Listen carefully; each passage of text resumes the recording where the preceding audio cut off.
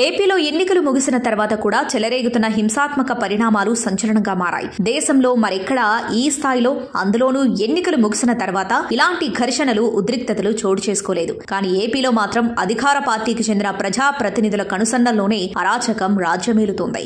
ఎక్కడికక్కడ వైసీపీకి చెందిన ప్రజా ప్రతినిధి అనుచరులే విరుచుకుపడుతున్నారు. ఆ ఉద్రిక్తతలు కూడా వ్యూహాత్మకంగా ఈవీఎంలను భద్రపరిచిన స్ట్రాంగ్ రూమ్ల వద్దే జరుగుతున్నాయి. దీంతో స్ట్రాంగ్ రూమ్ల సేఫ్టీపై చాలా ఆందోళన నెలకొంది. దీంతో రాష్ట్ర ఎన్నికల సంఘం ప్రత్యేకంగా దీనిపై ఫోకస్ చేస్తుంది. స్ట్రాంగ్ రూమ్ల వద్ద పటిష్ట భద్రతా చర్యలు చేపట్టాలని రాష్ట్ర ప్రధాన ఎన్నికల అధికారి ముఖేష్ కుమార్ మీనా ఆదేశించారు. స్ట్రాంగ్ రూమ్లను అనుక్షణం అప్రమత్తంగా పర్యవేక్షిస్తుండాలని, ఎలాంటి అవాంఛనీయ ఘటనలు జరగకుండా చూడాలని జిల్లా అధికారులకు ఈసీ ఆదేశాలిచ్చింది. ఆయన మే 18న ఏయూ ఇంజనీరింగ్ కాలేజ్లో ఉన్న స్ట్రాంగ్ రూమ్లను జిల్లా ఎన్నికల అధికారి కలెక్టర్ ఏ మల్లికార్జున, పోలీస్ కమిషనర్ ఏ రవిశంకర్ అయ్యన్నార్తో కలిసి పరిశీలించారు. విశాఖ పార్లమెంటు నియోజకవర్గ పరిధిలోని అసెంబ్లీ నియోజకవర్గాలకు సంబంధించిన స్ట్రాంగ్ రూమ్లవి. వాటి తలుపులకు వేసిన సీళ్లను ముఖేష్ కుమార్ మీనా సునిశితంగా పరిశీలించారు. అక్కడ పరిస్థితులను గమనించారు. అన్ని చోట్ల సీసీటీవీ కెమెరాలు ఉన్నాయా అనే అంశాలపై ఆరా తీశారు. చుట్టుపక్కల పరిస్థితులను గమనించారు. స్ట్రాంగ్ రూమ్ల అనంతరం అక్కడున్న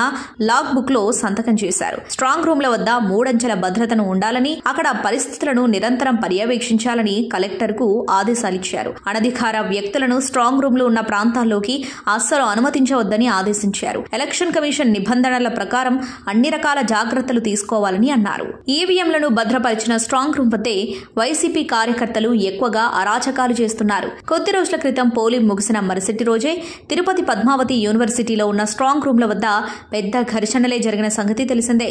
స్ట్రాంగ్ రూమ్ ను పరిశీలించిన చంద్రగిరి టీడీపీ ఎమ్మెల్యే అభ్యర్థి పులివర్తి నానిపై వైసీపీ మూకలు దాడులకు తెగబడ్డాయి. ఆ సమయంలో పద్మావతి యూనివర్సిటీలో విపరీతంగా యుద్ధ వాతావరణం నెలకొన్న సంగతి తెలిసిందే. అలాగే తాడిపత్రి, పల్నాడు సహా ఎన్నో సున్నితమైన ప్రాంతాల్లో వైసీపీ మూకలు అరాచకాలకు తెగబడుతున్నాయి.